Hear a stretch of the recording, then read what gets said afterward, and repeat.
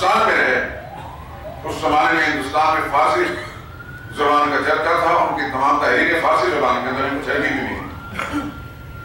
ایک صوفی بزرگ گزرے ہیں، لیکن اللہ نے ان کو مقبولیت اور پذیرائی ایسی عطا فرمائی کہ ان کے وہ مکتوبات فارسی زبان کے عرب دنیا کے اندر پہنچے تو عرب علماء نے پھر اس کو عربی زبان میں منتقل کیا. آپ حضرات میں تو پرانے دوست ہیں، بزرگ ہیں، پرانے تعلیمی اداروں کے اندر فارسی بھی پڑھائی جاتی تھی، اب تو اردو بھی نہیں آتی. اتنا زوال علم ہے.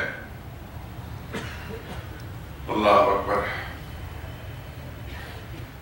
پرانے لوگ جتنے علی گڑھ کے پڑھے ہوئے ہیں، یہ پرانے اب سے 60-70 سال پرانے لوگ، ان کے ساتھ جب گفتگو ہوتی ہے تو پتہ لگتا ہے پڑھے لکھے لوگ. آپ حضرات اگر فارسی کے ذوق رکھتے ہیں تو مجد الفسانی کے مکتوبات خرید کر پڑھیں، ملتے ہیں. خدا کی قسم آپ کو لال جواہرات میں نہیں ملتے. ایک ایک مکتوب وانا خط، ایک ایک خط ان کا 33 34 35 36 صفحات پر مشتمل، اور لکھے اسی زمانے میں جہانگیر، بادشاہ جہانگیر، اس کے وزراء اور اس کے جتنے بھی کارندے تھے، اور مجد صاحب کی یہ محنت اور یہ کوشش، وہ بگڑے ہوئے وزراء جو اسی راستے پر آئے، اور حکومت کا جو سارا نظام جو ہے اس میں تبدیلی آئی، تو وہ بگڑا ہوا اکبر، اس سے بہتر اس کا بیٹا جہانگیر تھا، اور جہانگیر سے بہتر اس کا بیٹا شاہجہاں تھا. اور پھر مجد صاحب کی اسی محنت کے نتیجے میں شاہجہاں کا بیٹا اللہ کا ولی اورنگزیب تھا. یہ ایک اللہ والے کی محنت تھی. یہ آپ جانتے ہیں مجد الفسانی رحمۃ اللہ تعالیٰ نے کو قلعہ گوالیار میں بند کیا گیا، جیل میں ڈالا گیا، اور جہانگیر بادشاہ نے اس کا باپ اکبر، جس کو جلال الدین اکبر کہتے ہیں، جلال الدین نہیں، وہ زوال الدین تھا. اگر اس کی آپ ہسٹری مکمل طور پر صحیح طریقے سے پڑھیں، خدا کی قسم اس قدر خوف آتا ہے انسان کو. وہ بھی اپنے آپ مسلمان کہلاتا تھا. اسی کے حالات کو دیکھ کر مجد صاحب نے ایک اللہ کے سامنے ایک التجا کی تھی، اے اللہ، آج تیرے چاہنے والوں کو ذلیل کیا جا رہا ہے اور تیرے دشمنوں کو عزتیں دی جا رہی ہیں.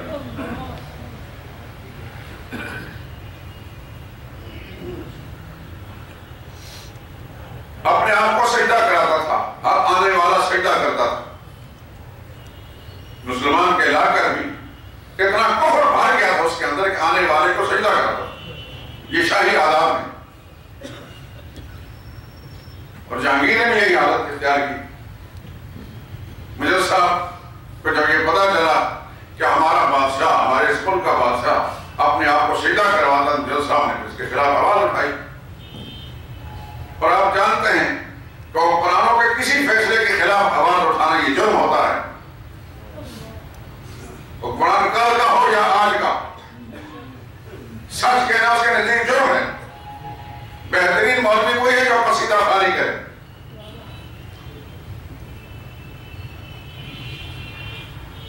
سچ کہنے والا کسی زمانے کے اندر بھی اچھا نہیں لگا.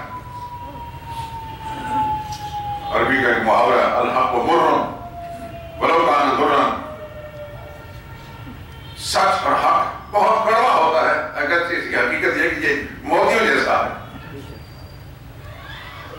تو مجد صاحب نے جب اس کے خلاف آواز اٹھائی تو مجد صاحب کو جھکانے کے لیے تدبیر یہ کی کہ اس مولوی کو بلاؤ، اور سیدھے گیٹ سے داخل کرنے کے بجائے چھوٹی سی کھڑکی جس میں جھک کر انسان داخل ہوتا ہے، اس سے اندر آؤ.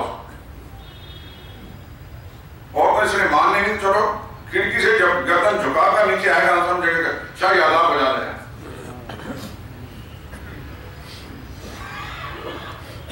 اور قرآن کریم ہے وَكَانَ حَقًّا عَلَيْنَا نَصْرُ الْمُؤْمِنِينَ، اللہ فرماتے ہیں کہ ایمان والوں کی مدد ہمارے ذمہ لازم ہے، یہ اللہ کا وعدہ ہے۔ یہ جملے پڑھتے وقت قرآن کریم کے دعا کیا کریں، یا اللہ ہمیں بھی ان میں شامل کر دیں، ان مومنین میں شامل کر دیں کہ جن کے ساتھ تیری مدد کا وعدہ ہے۔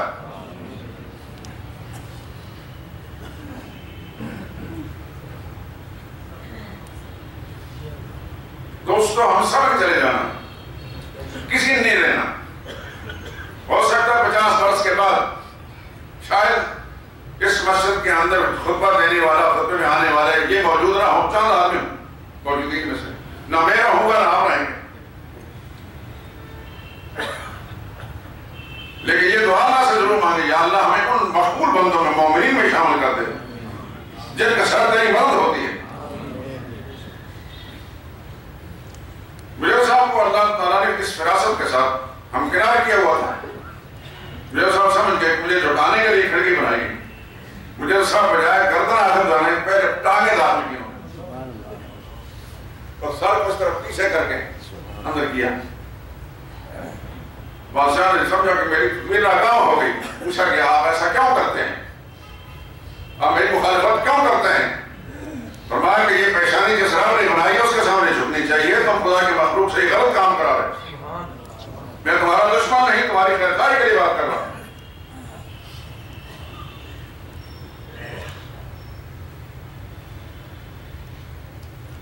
اس نے کہا اس مولوی کا دماغ ٹھیک نہیں ہے، اس کو لے جا کر قلعے میں بند کرو۔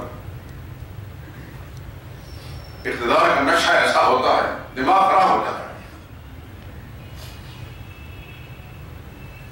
فرعون نے اگر الوہیت کا الہ ہونے کا دعویٰ کیا تھا، رب ہونے کا دعویٰ کیا تھا، اقتدار کا نشہ بھی کیا تھا۔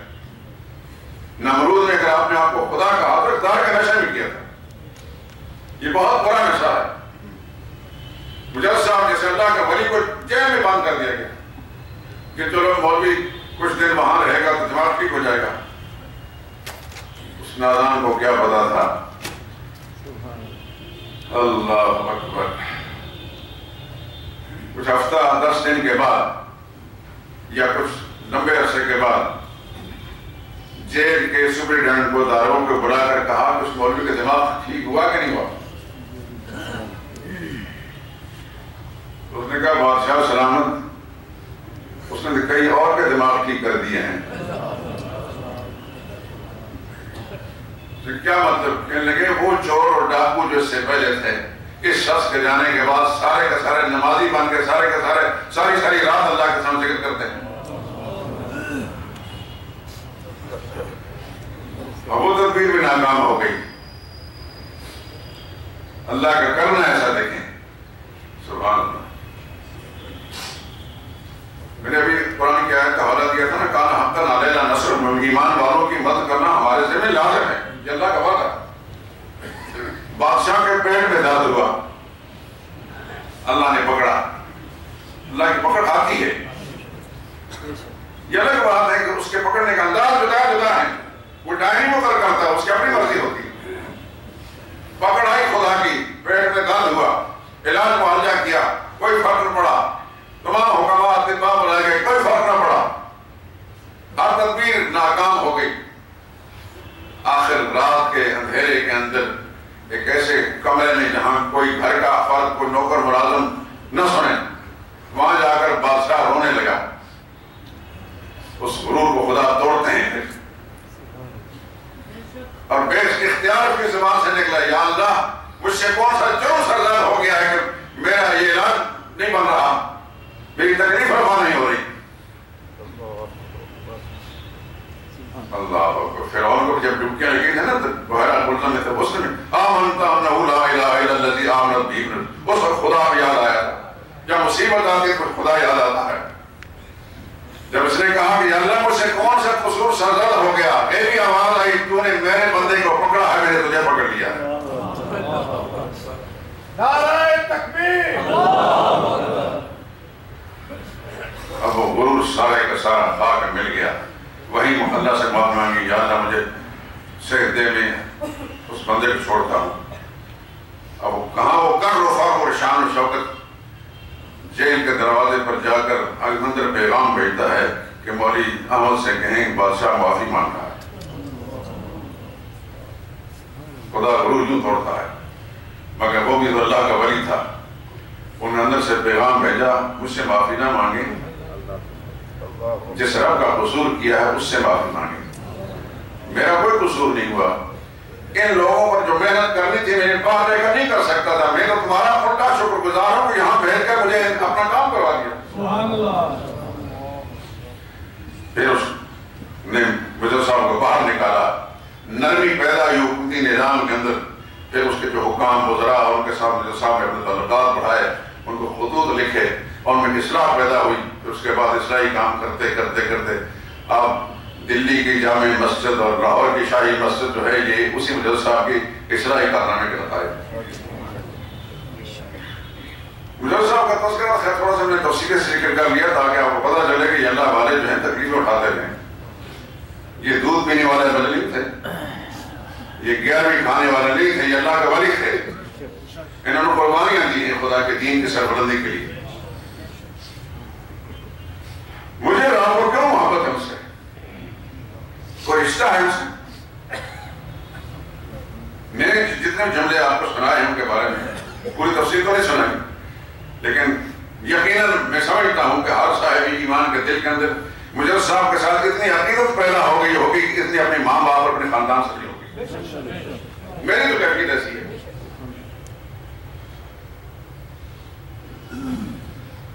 کیوں ایسی محبت ہوگی؟ ہمارے ساتھ رشتہ نہیں، کوئی نسل نہیں، قبیلہ نہیں، خاندان نہیں، وہ اللہ اس کے رسول کے وفادار ہے، یہ بات میں سمجھانا چاہتا ہوں۔ قرآن حکیم سے یہ بات ہمیں معلوم ہوتی ہے کہ اللہ تعالیٰ پھر ایسے لوگوں کی محبت اپنی مخلوق کے دل میں ڈال دیتے ہیں، اور مخلوق میں صرف انسان نہیں، حیوانوں کے دلوں کے اندر محبت ڈال دیتے ہیں۔ صحابہ کے تذکرے تو آپ پڑھتے ہی رہتے ہیں، جب بھی خیال آتا ہے تو واپس 1400 برس پیچھے چلے جاتے ہیں کہ ان کی نظیر دنیا میں کوئی نہیں۔ ایک غزوے کے اندر کچھ لوگ اپنے ساتھیوں سے بچھڑ گئے، ایک کشتی میں سمندری سفر تھا، کشتی میں سوار تھے، کشتی ٹوٹ گئی، کوئی کدھر گیا کوئی کدھر گیا۔ ایک صحابی ان کا نام سفینہ ہے رضی اللہ تعالیٰ عنہ، سین کے ساتھ، وہ ایک تختے پر بچتے بجاتے دریا کے کنارے پہنچے ہوئے جنگل تھا، اپنی جان بچانے کے لیے تختے سے باہر نکلے، تھوڑے سے آگے گئے تو دیکھا ایک شہر ہے، اس نے دیکھا کہ میری خوراک آ گئی، بھوکا شہر تھا مگر یہ رسول اللہ کا غلام تھا صلی اللہ علیہ وسلم۔ اور یہ یاد رکھیں، جس کے دل میں اللہ کی محبت ہوتی ہے پھر ساری محبتیں اللہ چھڑا دیتا ہے، جس کے دل میں اللہ کا خوف ہوتا ہے، اس کی عظمت ہوتی ہے، پھر وہ دنیا میں کسی چیز سے نہیں ڈرتا۔ شیر جب خرایا، حضرت سفینہ رضی اللہ تعالیٰ نے شیر کی آنکھوں میں ہمیں ڈال کر کہا انت اسد البر، تو جنگل کا شہر ہے، وَأَنَا سَفِينَةُ مَوْلَى رسول اللہ صلی اللہ علیہ وسلم، میرا نام سفینہ ہے، میں رسول اللہ کا غلام ہوں۔ جب اتنا جملہ کہا تو شہر نے گردن جھکا دی اور وفادار کتے کی طرح پاؤں بچھا کر بیٹھ گیا۔ حضرت سفینہ رضی اللہ عنہ پھر گردن دم ہلانے لگا اور اٹھ کر پھرنے لگا، اشارہ کر رہا تھا کہ آپ کو راستے پر میں پہنچاؤں، چنانچہ وہ آگے آگے گیا اور ان کو صحیح منزل پہنچا کر شہر واپس چلا گیا۔ یہ سردی پر مثال ہے دوستوں، میں کوئی کہانی چیزتان نہیں سنا رہا۔ سادی نے لکھا ہے لوٹبار کے میدان میں جا رہا تھا کہ ایک آدمی میرے سامنے آیا، شہر پر سوار ہے، جس طرح لوگ گھوڑے پر سوار ہوتے ہیں وہ شہر پر سوار ہے، اس کی گردن کے بعد کو باہر بنا ہوا۔ میں نے کہا اللہ کے بندے یہ تو شہر پر سوار ہے، تجھے ڈر نہیں لگتا؟ اس نے ایک جملہ کہا جس کو تعبیر کے ساتھ اپنے الفاظ کرنا، تو ہم گردن حکم داور نہ بیچ کہ گردن نہ بیچت حکم تو ہے، یہ تو میں دھوکہ ہے کہ یہ چیزیں ہماری دشمن ہیں. اللہ نے ان کو سب کو ہمارا غلام بنایا. اور یہ بات انہوں نے جذبات میں نہیں کہہ دی, قرآن کی آیت سے استعمال کیا. وَالَّذِي خَلَقَ لَكُم مَّا فِي الْأَرْضِ جَمِيعًا, کائنات کا ذرہ ذرہ اللہ نے اس انسان کے لیے بنایا, اور اس انسان نے ہی اس سے فائدہ اٹھایا ہے.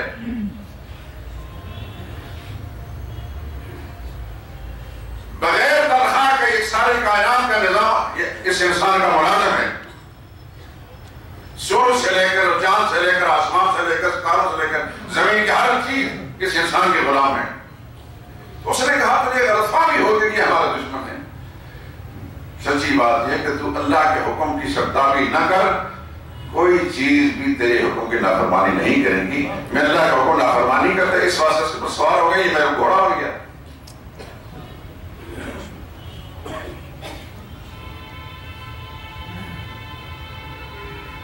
جو رسول اللہ کے غلام تھے صلی اللہ علیہ وسلم, وہ عام نجی محفل میں ہوتے تھے یا شاہوں کے محفل کے اندر, وہ رسول اللہ کی غلامی سے باہر نہیں ہوتے تھے. ایک صحابی ہے حضرت حذیفہ رضی اللہ تعالیٰ عنہ, ایک دفعہ یہ سفارتی نمائندے بن کر کے کسریٰ کے دربار میں, آپ جانتے ہیں ایران کے جو حکمران ہوتے تھے ان کسریٰ کہلاتے تھے. بڑے مغرور, متکبر, بڑے ابلیس, بڑے شیطان, غرور و تکبر کے مجسمے. لیکن چونکہ سفیر بن کر گئے تھے, اس واسطے اس نے اپنی شاہی تمترات اور دھاک بٹھانے کے لیے ایک بڑا دعوت کا انتظام کیا. اپنے وزیر مشیر سب بلائے اور اپنی حکومتی سارے نظام کو ان کے سامنے کیا تاکہ ان پر روک پڑے. یہ بیٹھ کے دعوت میں کھانا کھانے لگے, ان کے ہاتھ سے لقمہ نیچے گر گیا, جب کوئی ریزہ گر گیا, پھر نیچے سے اٹھا کر منڈی صاف کر بسم اللہ پڑھ کر منہ میں ڈال دیا. کسی نے کون ہی ماری کہ یہاں تو یہ شاہی نظام ہے, ان لوگوں کے دلوں کے اندر آپ کی جو قدر منزلت ہے وہ صرف ختم ہو جائے گی. آپ کو بالکل پسماندہ اور بیکورڈ آدمی سمجھیں گے, نفسی آدمی سمجھیں گے. یہاں سے اس علاقے کے لوگ زمین پر گری پڑی چیز اٹھا کر منہ نہیں ڈالتے. آپ ایسا نہ کریں. مگر وہ رسول اللہ کے غلام تھے صلی اللہ علیہ وسلم. ان کے ذہن میں کیا ہے, کس طرح کیا ہے, ان کو جو بادشاہت کے مزے مل گئے تھے رسول اللہ کی غلامی کے اندر, دنیا بادشاہت انہیں کو مزے نہیں. انہوں نے بآواز بلند فرمایا, یہ تاریخ کا حصہ ہے, اَتْرُكُ سُنَّتَ حَبِيبِي لِهَٰؤُلَاءِ الْغُمَقَاءِ, یہ زمین سے کوئی چیز کھانے پینے کی چیز گری پڑی اس کو صاف کر کے منہ میں ڈالنا میرے حبیب محمد مصطفیٰ صلی اللہ علیہ وسلم کی سنت ہے. میں ان بے وقوفوں کی وجہ سے رسول اللہ کی سنت کو چھوڑ دوں گا. حماقہ کا لفظ کہا, احمقوں کی وجہ سے. یہ ہوتی ہے صحیح اتباع رسول. پھر ان کو خدا چمکاتا ہے, ان کو مٹنے نہیں دیتا. حضرت حذیفہ کو کتنے سال گزر گئے, کم سے کم 1400 سال سے گزر گئے. آج مسجد شہداء میں ہم تذکرہ کر رہے ہیں, آپ سن رہے ہیں, اور جب تک یہ دنیا باقی رہے گی ان کے تذکرے ہوتے رہیں گے. کیوں؟ اس لیے کہ یہ رسول اللہ کا سچے وفادار تھے. جو شخص صحیح کامیابی چاہتا ہے اور اصل کامیابی اللہ نے اپنے دین میں رکھی, اور وہ دین ہے جو محمد مصطفیٰ صلی اللہ علیہ وسلم نے پیش کیا. میرے دوستو, حضور صلی اللہ علیہ وسلم کے نام کے صدقے یا رسول اللہ کے نعرے لگانے کا نام اتباع نہیں. حضور کا نام سنے اپنے انگوٹھے چوم لینے کا نام اتباع نہیں. رسول اللہ صلی اللہ علیہ وسلم کی ولادت کے موقع پر چراغاں کر لانے کا نام اتباع نہیں. اتباع نام ہوتا ہے پوری زندگی نبی کے اسوہ حسنہ پر گزارنا. اس کے اندر یہ قید نہیں کہ آپ صرف نماز میں تو نبی کی اطاعت کریں, جب بازار میں جائیں تو نبی کی اطاعت سے باہر چلے جائیں. اطاعت اور اتباع کا معنی یہ ہے کہ زندگی کی ہر سانس میں, جہاں آپ کھڑے ہیں, جہاں بیٹھے ہیں, جہاں چل رہے ہیں, آپ کے دل و دماغ کے اندر, آپ کے عمل کے اندر رسول اللہ صلی اللہ علیہ وسلم کی اطاعت کا اسوہ حسنہ ساتھ ساتھ چلتا.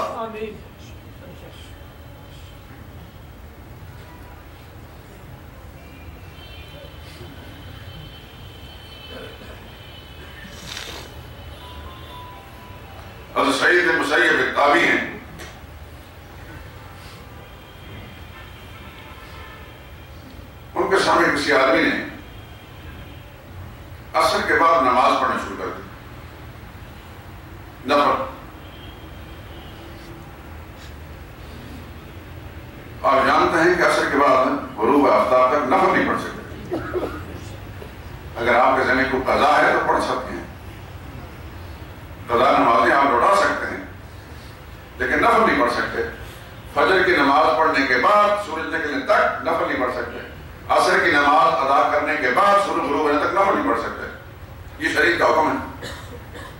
اس آدمی نے نفل پڑھنا شروع کیے، انہوں نے منع کیا،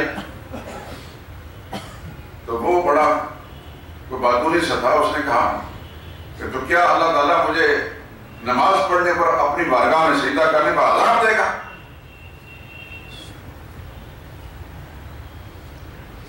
حضرت سعید بن مسیب نے فرمایا نہیں، نماز پڑھنے کا عذاب نہیں دے گا، رسول اللہ کی سنت کی مخالفت کرنے پر عذاب دے گا. یہ رسول اللہ صلی اللہ علیہ وسلم طریقے کی مخالفت ہے. عبداللہ بن عمر رضی اللہ تعالیٰ عنہ صحابی ہیں، فاروق اعظم صاحبزادے ہیں. کئی بار آپ تذکرہ سن رہے ہیں. ان کے پاس بیٹھے ایک آدمی کو چھینک آئی، پنجابی میں کہتا ہے ڈچ. تو چھینک آئے تو حضور صلی اللہ علیہ وسلم کی تعلیم کیا ہے؟ الحمدللہ. سننے والا کیا کہے گا؟ یرحمک اللہ، جزاکم اللہ کہ آپ نے اس سنت کو یاد رکھا ہے. اس آدمی نے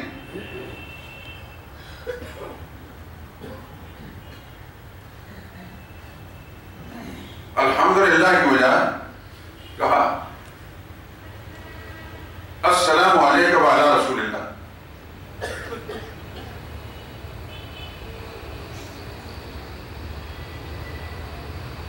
عبداللہ بن عمر رضی اللہ تعالیٰ نے جب یہ بات سنی تو خلاف سنت طریقہ تھا، کچھ ناراض بھی ہوئے.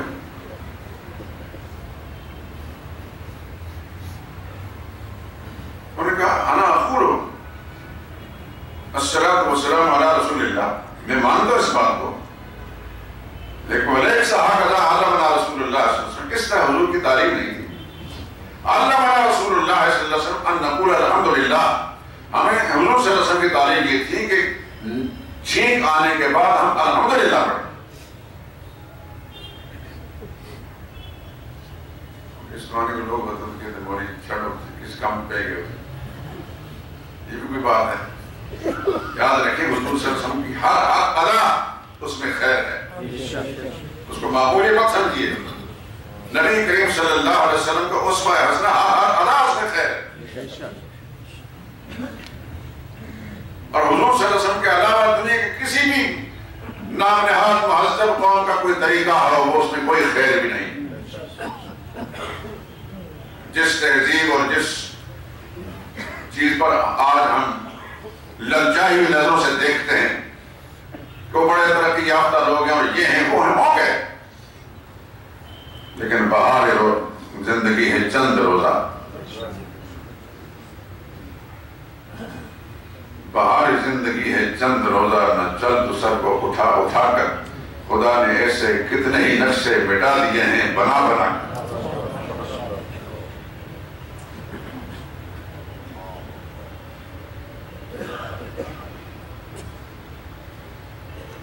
جب تک دنیا میں اللہ کا نام بلند ہوتا رہے گا، اشہد ان لا الہ الا اللہ پڑھا جائے گا، اشہد ان محمد رسول اللہ بھی پڑھا جائے گا.